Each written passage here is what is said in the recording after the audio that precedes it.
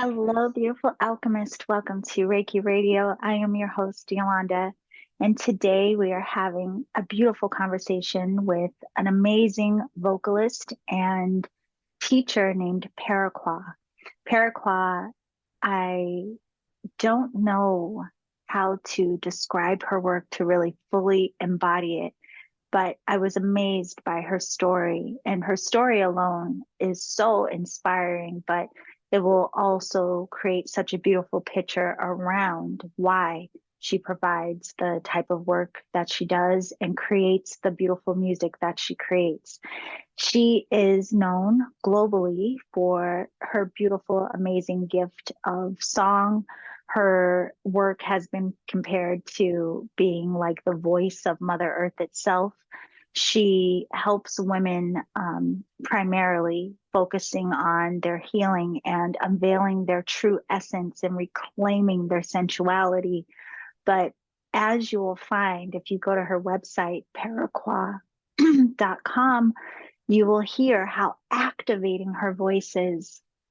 So when I first heard about her work, one of the first songs I listened to was one called Awaken the Snake and another called Let the Shakti In. And both of these songs were very Kundalini focused and again, very activating. And after having this conversation with her, it reminded me of how powerful it is to experience chanting. So, if you've been listening to the podcast for a while, I'm sure recently you've heard my interview with my teacher, Franz. And I mentioned in that interview how the chanting work is my favorite part of his class. And it's because it's very much focused on breathing and allowing the mind to be at rest in the lower dandian or down in the sacral chakra area, and we chant from that space, and it's quite powerful, the level of vibration and then the sound that emits from the body. You can feel how transformative it is. Well, the same is very true. I had the same experience in listening to Peruquois. Her voice, the music, the vibration of it all is so powerful. And it's one of those things you have to experience. So I do recommend absolutely going to her website, listening to her body of music, but also checking out her body of work as it relates to training you and reconnecting with your body, recognizing the importance, and as she says, the gift of being embodied and how being embodied in of itself is a privilege. And her story is so phenomenal, and it really highlights how this can impact and change your life in so many ways.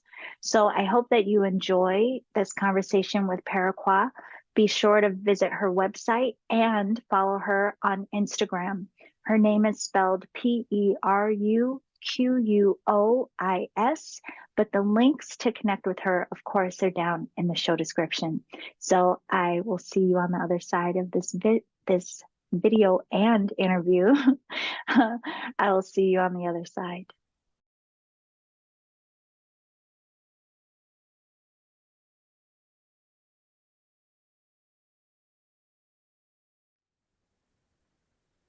Hey everyone. So today we are here with the beautiful Peruquois, and we're going to talk a lot about unveiling our true essence and the beautiful work that you do as a vocalist. And I know you focus a lot on all different layers of our healing and awakening. So I want to thank you, first of all, for being here to have this conversation today. Thank you for having me so much. I'm very happy to be with your audience. Yeah, well, the thing about you, I was looking at your body of work, and I have to say right off the bat, your voice is phenomenal. I mean, it's just so activating listening to your music. I was surprised at what I was feeling internally. It feels like an actual activation listening to your music. So I became very curious about you in terms of what happened first. Like, what has your spiritual journey been? And is that what influenced the music, or what came first? Definitely. I mean, that's a really big subject because I guess I'm 52 years old now, and it was a huge journey that, some people have an epiphany at a certain age, but for me, my journey was epiphany after epiphany, like a very rich life experience, and I think it began with a lot of challenges and traumas that I had to get through as a young woman, because I was born with a very deep condition in the body, which I had rotation of the hips that made me walk very funny, run funny, and then turned into an arthritic condition as I get older and older. And at 11 years of age, the doctors did an experimental surgery where they cut the legs on the bones between the knees and the hips, and rotated the whole bottom of the legs out, pinned them, and so basically restructured the entire legs by breaking the bones all the way through. And it was really unsuccessful in that it left me with what looked like more normal legs, but extraordinary pain that I have had to grow myself through. So from that age of maybe in my teens is when this chronic sciatica kicked in. And it was really one of those, you sometimes get given things from your genetic, from your ancestry line. This was Right. one of those things that came from my ancestry line and said, here you go. You're going to be born with this. And not only are you going to be born with it, but you're going to get butchered, and you're going to have to learn how to transform this energy of pain and suffering into something deeper, And so for me, it's been one of those root factors in terms of I can either suffer in pain or I can learn how to transform this pain. And so what this pain has done throughout my life is it's helped me to go very deep in the body. And because my focus has been with the voice, which was not an easy entry into it, wasn't like I was gifted with voice and I was supported. No, it was quite the opposite. I was gifted with voice, supported by one part of my family, which was my grandparents, and my mother stood against me until my late teens and said, no, you will not sing. No, that's not your gift. In fact, it's ridiculous that you can even think you can sing. So I had to transform a lot of obstacles to even recognize or follow that passion to sing. And a big moment for me where that opened was when my mother left my life, went and married somebody, and I was at like about 15, 16 at the time, went and married another man and said, you're kind of on your own, Wow. And it was one of those big, big blessings, because it brought me out of that influence of a mother who was just fearfully positioned against my soul's calling, right? I don't blame her for it. She was just afraid I'd be a poor musician, Right. She didn't want that for me. I mean, nobody wants that for their daughter, So she almost tricked me into believing that I should be something like a psychologist, something very stable, And her leaving my world, basically the soul switched on, and miracle after miracle happened in my life where people came and supported the recognition that, no, you can sing. I got myself into conservatorium at the age of 19 when I had no training. Miracle after miracle happened to support the birthing of what was, I would say, a true calling, And when I was 17, I moved in with a woman as a flat share who recognized this gift. And she said, what if, just dream with me for a moment, what if you could sing? Who would you sing for and why? And I wrote down on a piece of paper when I was 17, if I could sing, because it seemed like this ridiculously unreal dream, if I could sing, I would sing for healing. And I wouldn't just sing to entertain people or just to emotionally, evoke them, but to actually help them to heal on every level. But I got swept into the jazz world because I went through a conservatorium degree. And I kind of lost that vision, until I was in my early 20s, about 23. And then the soul's calling was like knocking on me with such ferocity that I felt this enormous like well of emptiness.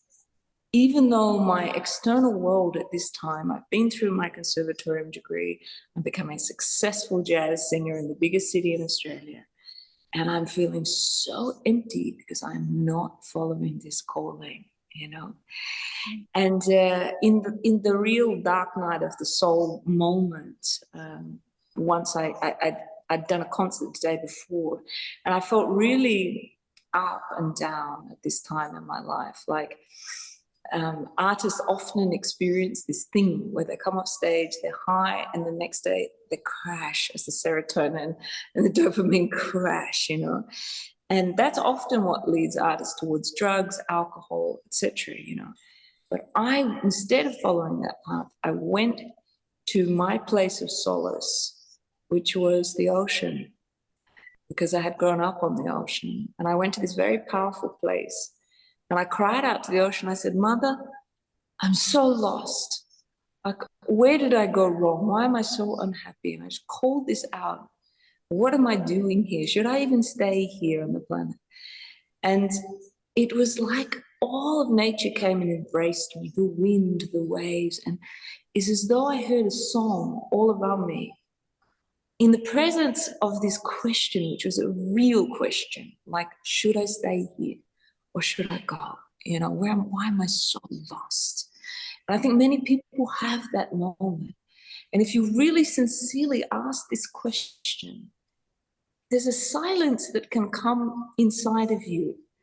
That happened to me that day. And the wind came. And it was though it was answering my question. The elements were like embracing me. And I woke up to the fact that there was this enormous love inside our elements, our mother planet, all around me. And all I needed to do was listen, be silent enough to listen and to hear this voice. And when I started to understand that this mother, this feeling, this of nature was so alive with a vibration that was so healing, I fell into this state of incredible love, as though the ultimate mother energy embraced me and gave me this feeling of, you are here, you are in your body, and you are in absolutely the right place. And when I realized that there was this vibration coming through the planet, I went, oh my God, I've been so asleep. I thought that music was about, trying to evoke something. But then I realized music was actually this vibration source of life and love itself. And when I realized this, I went, wow, imagine how many people feel so alone in this city, so alone on this planet, so disconnected from this vibration of love. What if I could sing to wake this and restore this connection? So when you spoke about, it's very activating, the voice is very activating, when you're listening to the music, it's because I restored that broken link that many, many human beings have, where their body, the mind, the soul, and the earth are disconnected. And I had that capacity after a long journey to actually restore this in people. And in this moment where I realized this, I said, Mother, if there's any way that I can sing for you, show me how. And within 2 weeks, a Native American shaman turned up in my life and said, I've been waiting for you, That's a whole nother story. But I ended up marrying him and going on that pathway to explore the depth of how to clean the emotional body, the physical body, like the ego, everything, to make space for this really authentic, wholesome, loving vibration to actually totally sing through me. And that was the transformation I went through, as from the jazz singer, to the woman that has this voice to be able to touch people on a much deeper level than just enjoyment or even just emotion. It's interesting hearing your story now. It's almost like it's giving totally an expanded perspective of the lyrics that you sing, because not only was it your voice that was very, it is very activating, the vibration and the sound and the way that you use your voice, but the lyrics were so powerful as well. And with what you're just sharing, it reminds me of, I was watching the performance of you on stage with the song Soul Fire. And I was like, wow, this is so powerful. But also the song She, which, just by the way, for everyone listening, I'm going to put the links to these songs in the show description so they can see. But backing up even more, I really want to ask you about, because you spoke about how the the pain that you encountered at such a young age, how it sent you more deeply into body.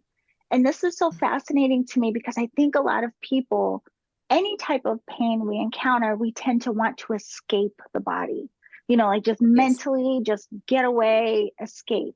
So you had this just knowing or way of coming deeper in.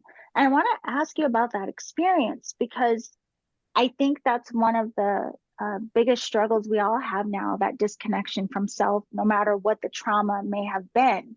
So, could you talk a Mm. little bit about what that gift for you is, going so deep in, but why you also focus your work so much in us being very connected deeply within ourselves? And deeply within the body.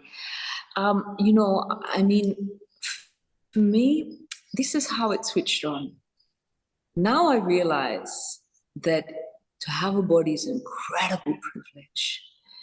And I never take it for granted. And here's why. My blood father drowned when I was 3 years old. He went out on a fishing boat. He took 2 crew with him. Common, every week he did this. But this particular time, a big storm blew up and he disappeared. And search party went out for him for 3 or 4 days. And then everybody gave up and said, he's never coming back. Imagine how that affected my mother, my family, and me, to realize that the person that you love can suddenly just be gone like that, right? Just mysteriously, not even with an answer to the question, but mysteriously. And that taught me something, that life is precious and it could go in an instant, right? When I went through my surgery, it was very, very painful recovery. And this was my next lesson. I was put in a center for disabled children, children who couldn't walk, maybe couldn't talk, couldn't eat. Their brain was working, but their bodies were not, right? And they lived there because their parents couldn't take care of them. So they could have been 5 years old, 20 years old, like any age. And I was only there for 2 months. And in 2 months, my whole reality shifted, because I realized I was going to walk again after this surgery, and they would never walk again. And I had such a gratitude that switched on in me, that my God, I've got a body. I have a body and it's going to walk. And I've never forgotten this. And what it also taught me, because I suffered a lot emotionally, because kids teased me a lot because of my condition. I looked funny. And these kids suffered enormously too, because they got teased a lot, or there were people in society just fear disabled people. They don't know how to cope with this difference, so they're just scared, and so they just like shut you off. And I realized how incredibly violent that fear is of the unknown, of something strange in people. even though they cannot help it themselves. And this enormous compassion opened up in me at this age of 11. And that's what switched on this never take life for granted, you know? Always keep this incredible gratitude for the privilege of being in a body. So I had no idea I was going to face so much pain at this time. For me, it was like I was saved at this stage, you know? But I wasn't, and the pain got worse and worse. And that made me realize I had a passion. I wanted to sing, but how could I sing when I was in so much pain? So I had to keep asking these deeper questions. How do I get out of this pain? How do I get out of this pain? And eventually it led me inside the body. Before the interview, you spoke to me about a friend of yours who's a dancer, belly dancer. Well, this was an enormous key for me because I started to dance. Even though I was in pain, I started to dance. And this was just one small key. But when that feminine energy, that life force that is very fluid, because when we dance, we roll, we undulate, we shimmy, etc. When we dance, this deeper feminine energy that flows up from the planet, you know, that flows, it comes into the body and it's like a celebration. So I would be able to switch from pain into flow, right? The other thing was that when I married the medicine man, I had to learn to sit still through various different ceremonies. And there was a lot of praying going on in these ceremonies. I'm saying, please, Mother, hope to heal me.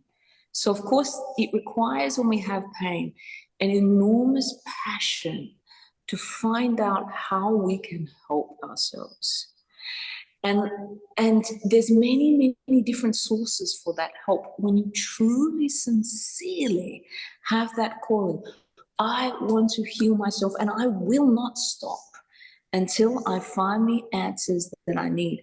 And you know what? You could spend the rest of your life finding those answers, but every single answer that you find will take you deeper and deeper inside. Well, of course, eventually it led me to very deep meditation as well, because I realized that I couldn't escape the body, which is what a lot of meditation practices are about, like go beyond the body, etc. I learned through my pain to come down and to feel in the body. So I learned to feel, where was this pain in my heart? Where was this pain in my hip? Where was this pain in my womb? Or wherever the pain was, to go in and totally meet it. And it needed a lot of love. Yeah. Because, you know, I was butchered with a lot of unlove, or there was a lot of traumas in my life that were unloving. So wherever pain was, there was normally some unlove there. And that required a great caring attention, which also required deep breathing to go in, meet that pain in wherever it was, say it's in the heart, to breathe into it. And this is where sound became a profound releasing tool for me, when I started to use the voice to release the pain. Like to let the body start to sound, because the vibration of your voice is the bridge between the soul and your body. Let me say that again. The vibration of your voice is the bridge between your soul and your body. So when you consciously use your voice to connect with that pain and release it, it is one of your major healing tools.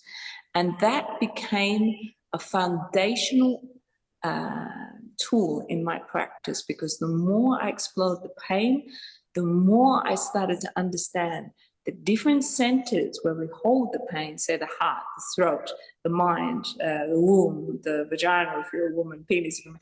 But wherever we have these different centers, and they vibrate with different sounds, with different vibrations. So I started to develop meditation practice that incorporates using sound to release that pain out of the body, breath and sound, sometimes movement too, to release the pain. So you start to become your own healer.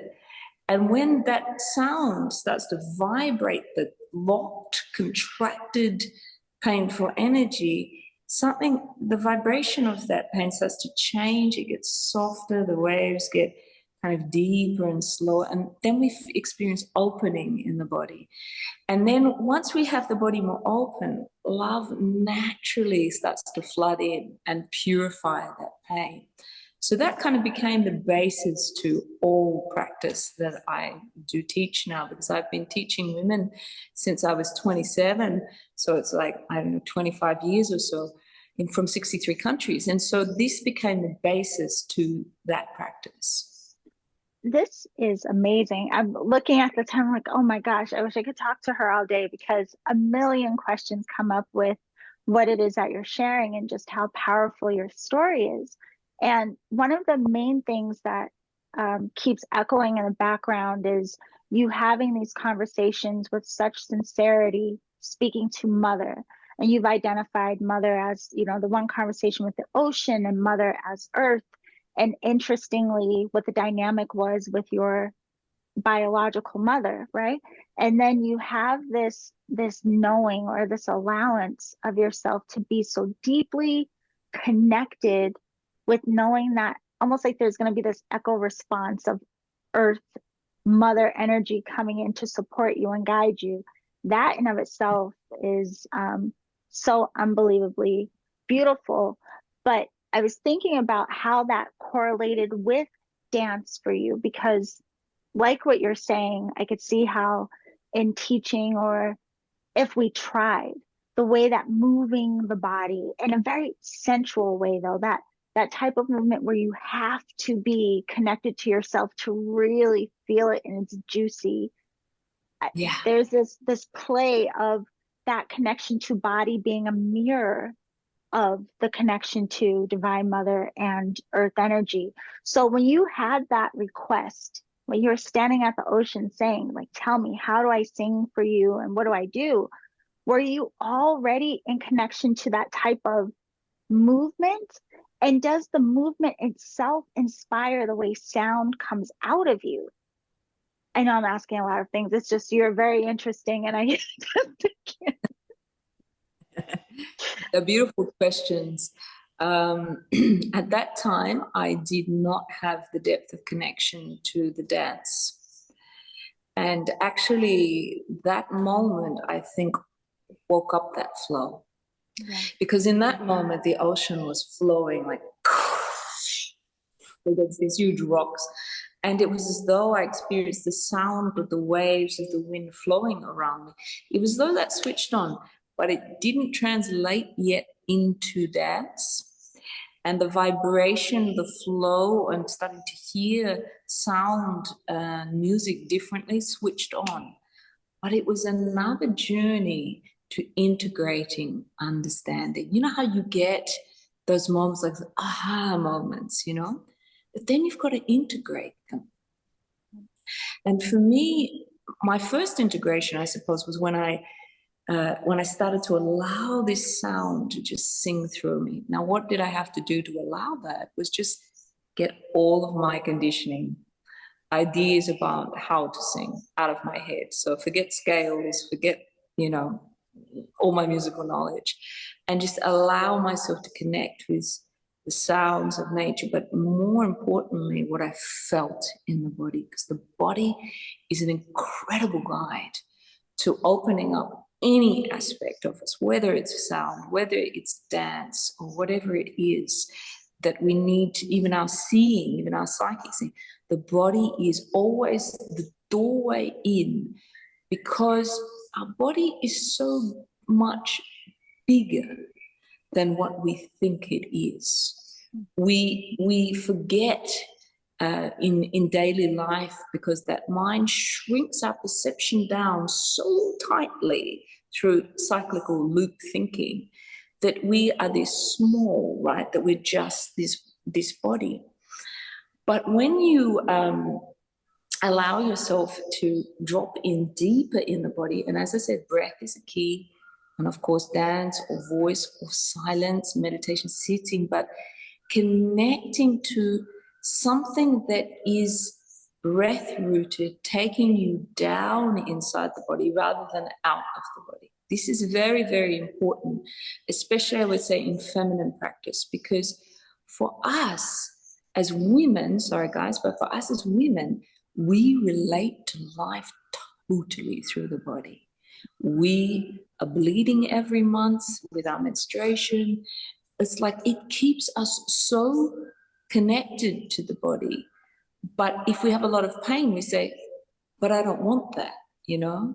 But still our body won't let us go because we still bleed every month. And if we birth babies, that keeps it so real. The practicalities of mothering and everything keeps the body so real. And we become like the guardian of love in the body of life. You know, that's what a woman's real job here on the planet is to be the guardian of the body of love, of life. So when we apply that principle to ourselves, it means that we need to guard ourselves from this craziness of the mental world, bring ourselves into the body and open up this flow of love. If we don't do that, the world feels unsafe. If we don't do that, we feel that we are constantly not enough as a woman. And if we don't do that, there's no love flowing in the body. Everything feels wrong and out of alignment. So even if before you speak about spiritual energy, I would say the body is that spiritual energy, and it requires a lot of love.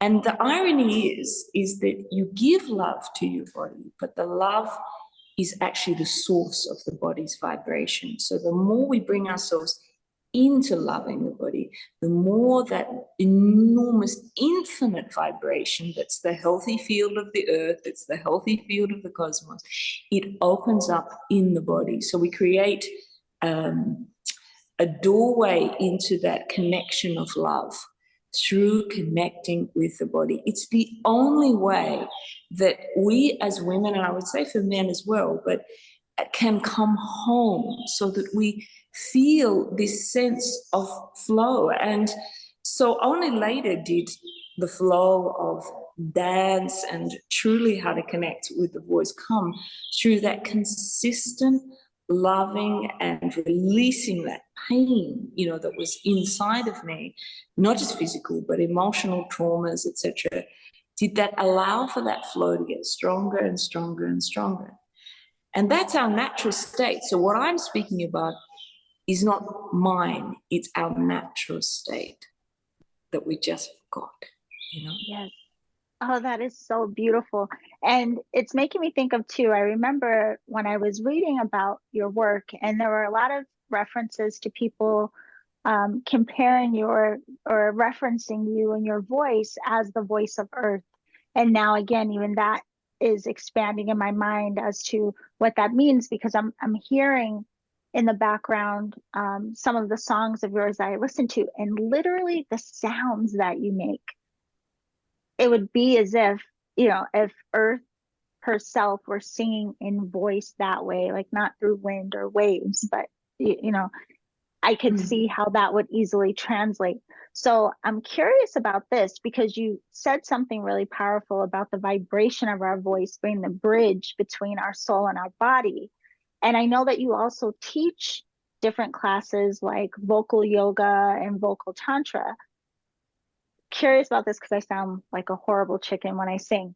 If we are doing these practices, is it more so just about how deeply we can connect with ourselves to allow the voice to express however it does? Or do we have to learn certain toning to get the vibration right? What is it like learning these techniques from you?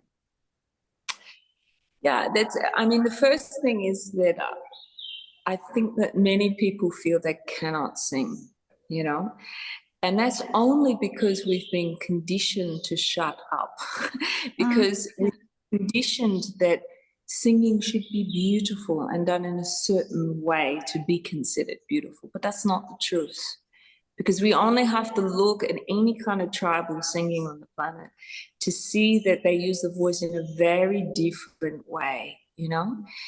And what I find working with people and voice, with women of voice, first of all, when you start to get the awareness from down in the mind, breathe right down into that lower belly, womb center, rooted, kind of like a sense of being rooted even deeper into the vagina, into the yoni. So there's a sense of absolute root there. The voice starts to become authentic.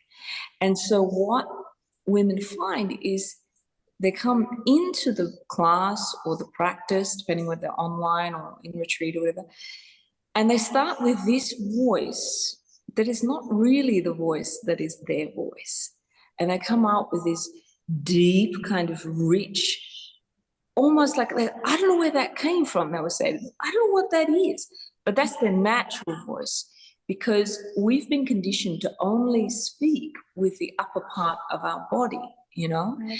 A lot of mental energy, sometimes for spiritual people, a bit of heart.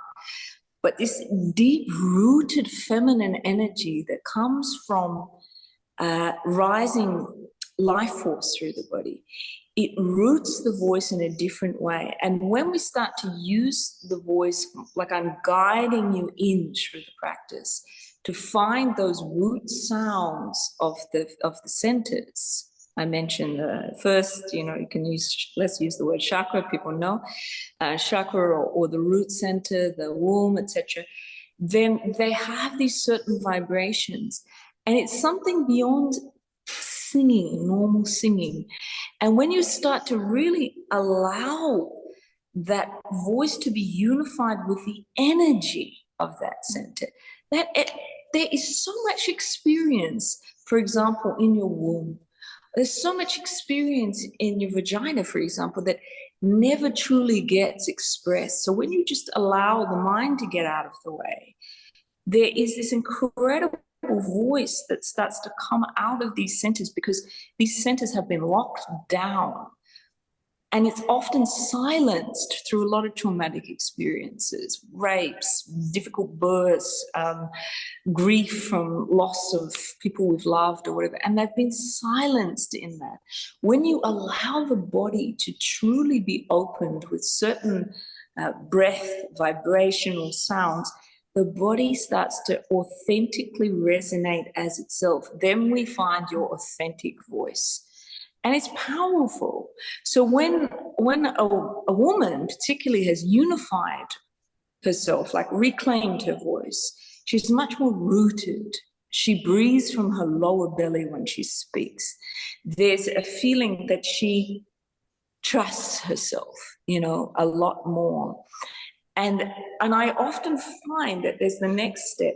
There's the step of sounding from the body. And then that sounding naturally wants to start to sing. And we have all of this capacity, this connection to intuitive music inside the body.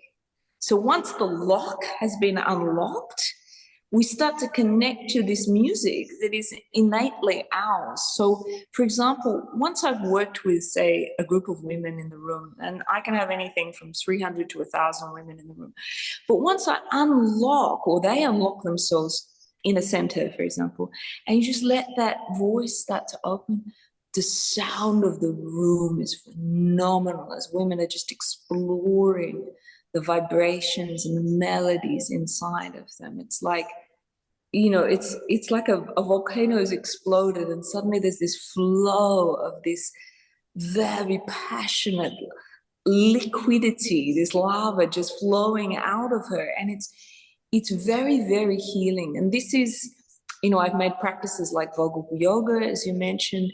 There's certain practices that I work with centers in the body, and they are for emotional cleansing.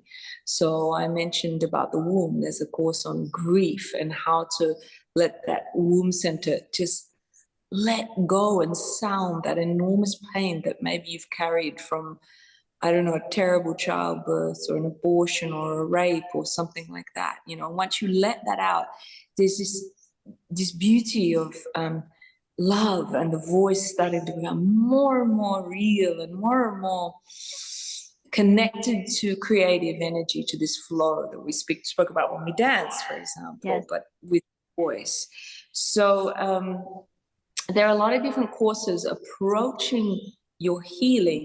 There's about 15 courses from various different things that you might carry inside yourself, and you need support and you need help to open that up and release it out of your body. Well, it's beautiful to hear that. One, I want to let people listening know that all of these beautiful offerings, these courses that you have, they are available online. And that is something, of course, I'll put the link to down in the description. But you're helping me recognize a certain practice. Recently, I had 3 or 4 days with one of my teachers, and they only come to the United States once a year. And I was telling my teacher, my favorite part of the class is the chanting. And it's literally, we have to focus on our lower dandian, or, you know, in our lower abdomen while we're chanting. And it always makes just tears come out, but I feel great. But it's my favorite part of feeling that vibration in my own body, but then hearing the variation of sound through everyone else in the room. So yeah, I can see why, and now it's making sense of why that is so powerful and my favorite part. But I want to ask you, from what you shared too, when we are connecting our voice and allowing, like, our mind, our voice, like allowing our entire beings to be anchored down in, and I'm also thinking about you mentioned earlier, the undulation and the belly dance, like if we're doing shimmies or, you know, whatever. I love Mayas, but when we're working this lower part of the body, what is it that's activating? So for someone who's never maybe experienced it or never recognized that they did, can you explain a little bit of why so much focus on that area creates powerful shift or awakening within us? Absolutely. Well, if we understand something, and again, forgive me to the men in the audience, because I'm going to speak about women here, because I have a woman's body. So this is my deepest experience and knowledge and transmission.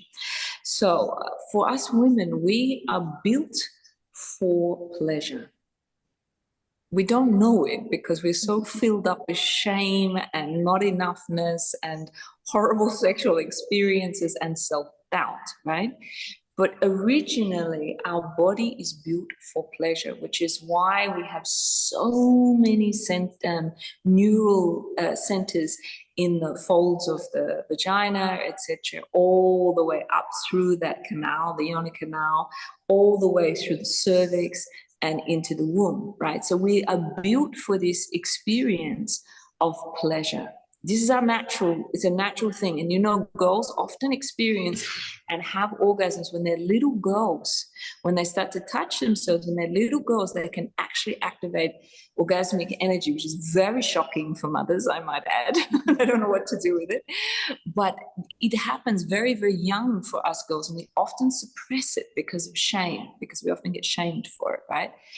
But for a woman, her sexual center is her place of realization. It's her place of realization. It's not somewhere out of the body. It's not somewhere up in the soul. This is her anchor to life. Her sexual center is where she's supposed to be penetrated with love from the from the masculine principle. It's her doorway into life, to experience herself as a woman, and the beauty and the pleasure and the orgasmic energy of that. It's also her doorway where she births life. So it comes both ways, in and out, through these centers, first in the womb, second. And so when we dance, or when we breathe, or when we're doing practices to close the pelvic floor, to close the energetic centers and the physical centers of the vagina, of the cervix, yoni, to contain the energy in the womb, which is what we do a lot in my practice. What we're doing is we're holding life force here and filling it with love. And when this happens, something magic happens. It's a restoration in a woman's body. I am here. and I am in the right place because I am in my body and I love my body. There are not many women who truly experience this state very often in their body.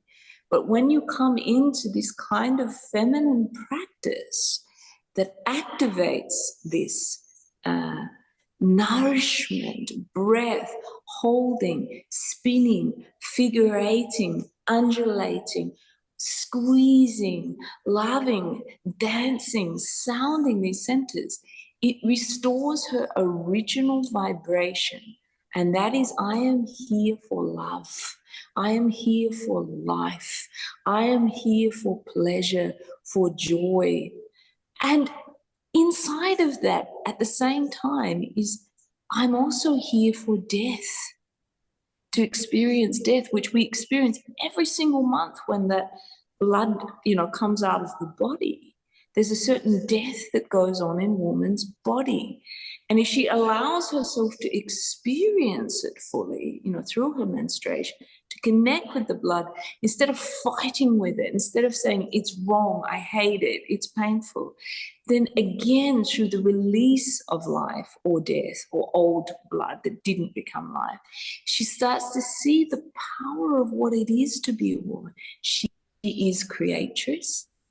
She is destroyer. Now that sounds like a spiritual concept, but actually it's how she truly lives her life. And when a woman is connected to love, she has access to the ultimate power. Because love is the greatest intelligence that manifests life, as the planet, as your body, as my body, as every living body. And love wants to create more love. Love wants to create more life. Love wants to guard life. Love wants to nourish life.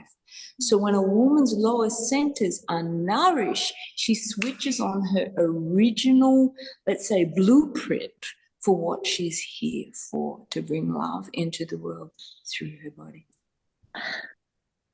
Peruquois, this is so beautiful. I mean, just even hearing what you're saying, it's so powerful, and it's very, it resonates. And there's two things. One, where you were talking about nourishing our lower centers, and just what was coming to mind, the power of cultivating that energy rather than dispelling it unknowingly in a lot of ways that we do, whether it's we're seeking love out here first, or we're so afraid that we're clinging on to externalized protection, whatever it may be.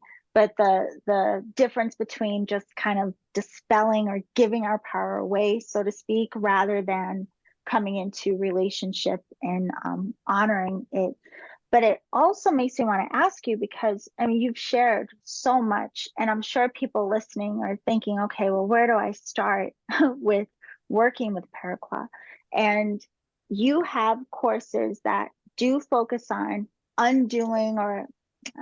working through the layers of our traumas.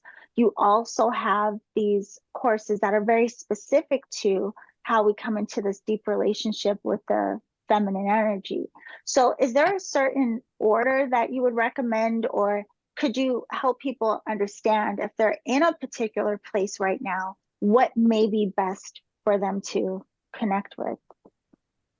And this is one of my biggest challenges, honestly, because we women are so multifaceted, right? And so you could come to me, for example, and you're in a really difficult relationship, or you've just left a relationship, right? And you're feeling very closed, maybe very angry, very upset, or maybe you're longing for love and you're looking for him, etc. So there's so many different places, because in truth, as women, love is always at the center of our quest. Mm-hmm. Where we're at in our relationship to love in our life is kind of one of our biggest focuses.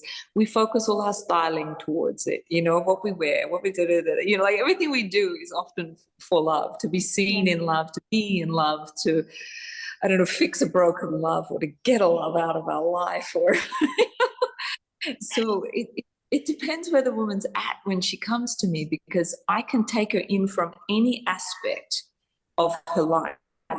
So what's beautiful about the courses is that each course has a couple of free lessons. Ah, she can watch and go, that's for me. You know, so she's not sure, that's for me. And if sensuality and opening up this feminine energy is something that really inspires you, then there's a specific course on opening your true sensuality. And that's also a great place to start, because even inside that course, there is a practice there. It's a deep yoni cleansing practice to detoxify all that deep trauma that's gone on from your sexuality. So that's a great course to start with, opening up your true sensuality. And I think from there, you start to, when you enter the sensual body, you start to see, oh, it's stuck here. Geez, I really need to work on this. Oh, this is the cause, because I'm still angry at my past relationship. I haven't let go of him. You'll see in the site, for example, there's a course on letting go of a past relationship, you know. Right. Or you go through this sensuality course and you say, I'm so ready to share this with a man. And then you'll see, oh, there's a course there to call my true beloveds to me. So it's, I mean, the sensuality, I think, is a great place to start on the site with, you know? Yeah. I mean, it's interesting too. I mean, listening to all of this and just thinking of how powerfully creative we are.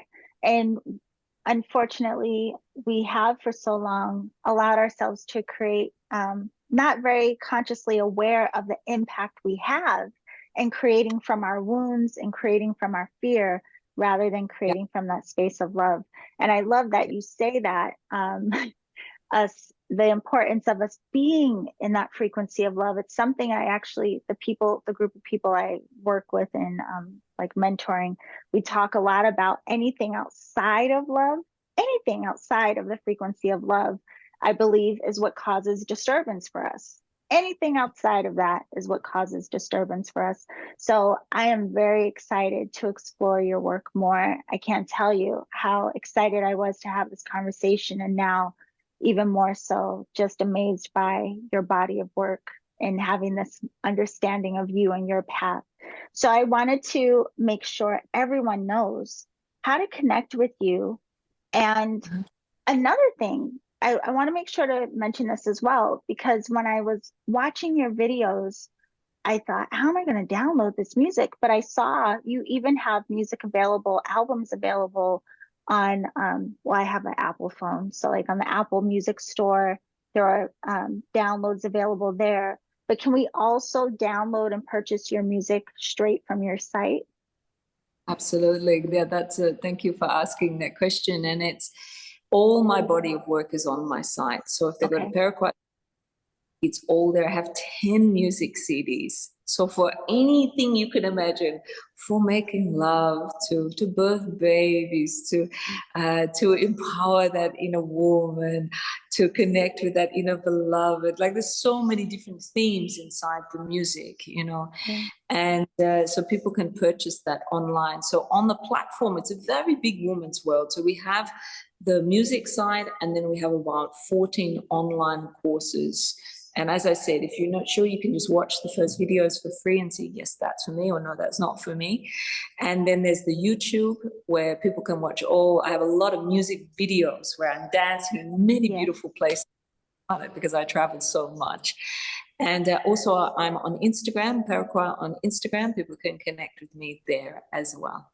Yeah, you made it very easy. The website, Peruquois, the Instagram, as well as the YouTube channel, all we have to do is put in your name, and there you Yeah. are. I have one last question for you I don't want to forget to ask, because so much of what you shared, I mean, it does point to the healing quality and how empowering and nourishing it can be for us, and also, you know, have a huge impact on the way that we create. But could you just share just a couple of examples of how this work, how people have said, or even in your personal experience, how it changes you? Because some Mm. people may be wondering, like, why do I need to really come into relationship with my divine feminine, or why do I need to unveil this true essence of mine? How does it Mm. impact my life as a whole? Mm-hmm. Absolutely. Well, when this flow of love switches on in the body, And we don't even have to put it in terms of the divine feminine. When we switch the flow of love in our body, we literally become happy. That is a base, most important thing. When we are not in that flow of love, we're constantly being thrown around, and there's so much pressure on the world now. There's so much fake media, there's so much social media, and there's so much pressure on the psyche that if we don't switch on this flow of love, we are at the mercy. That's why there's so much depression. That's why there's so much rage, so much guilt, so much shame, because we haven't switched this flow of love in the body. So that's your anchor to life. When you switch the flow of love on, the way you communicate is more honest. Because remember, I said love is intelligent. So you see more clearly and you speak truly what you feel more clearly. And you also speak it with more love, with a lot less positioning or aggression or, woundedness. And when you have access and you've done the work, by allowing this love to purify a lot of the trauma, you have a lot more energy to create what your soul came here to do. So I see people constantly going through this journey with me, and they change their career sometimes, or they change their relationship, and they're suddenly now in a happy, loving relationship where their creativity is flowing, where there's more abundance. And it's not just about money. Right. It's actually about this moment by moment acceptance and joy about what's happening in daily life. It's like a fire or a passion that switches on. And I think the other thing is that it makes a woman youthful when this flow of love is switched on. I'm 52. And so this youth flows through my body, even though there's pain there. So it's not like it's a perfect reality. It's the flow of love keeps everything aligned, even through all the daily challenges of life. It's your greatest power. It's your most creative power. It's your most healing power. And life becomes happy when we switch that flow on. So if you haven't got it on, there's a before and after. Before love switched on, and after. And afterwards you go, I wasn't even really here in my life. Yeah. That's how I experience it consistently. Well, I'm really glad that we had this conversation for so many reasons. I know it'll be very powerful for those listening and everyone in the community. Also, interestingly, I think it'll make a lot of people have this aha moment, because people in this realm a lot of times tend to focus the idea of love just on the heart center. So even this recognition of the importance of connection to self, to body, to earth, and how it all begins at the foundation is quite powerful within itself. So I thank you so much, Peruquois, for coming today. I will have the links for your Instagram, website, also the YouTube channel. And I do encourage everyone to check out your body of work, because it's just as you've shared today, it's just absolutely beautiful. So thank you for coming. Thank you so much. And I just want to also reflect that because you're a deeply inquiring woman, your reflection on my work brought wonderful questions, both to me and I think to your listeners, that you had the depth of insight to ask those questions that maybe people couldn't exactly formulate, but you did. So thank you so much for inquiring and the depth that you move from. Oh, thank you, my love. It's an absolute pleasure for me. It really is. I've learned so much just through being in connection with your work, and I'm sure it's going to help a lot of people that are listening now. So thank you so much. And thank you, everyone else. We'll see you soon.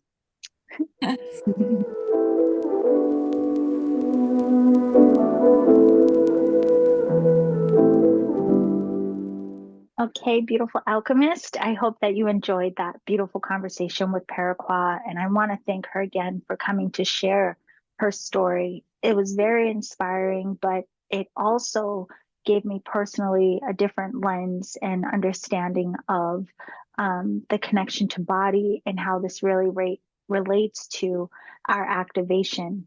And I loved the parts that she shared about the importance of being in the energy, the essence of love, because I wholeheartedly believe that and center a lot of my work around it.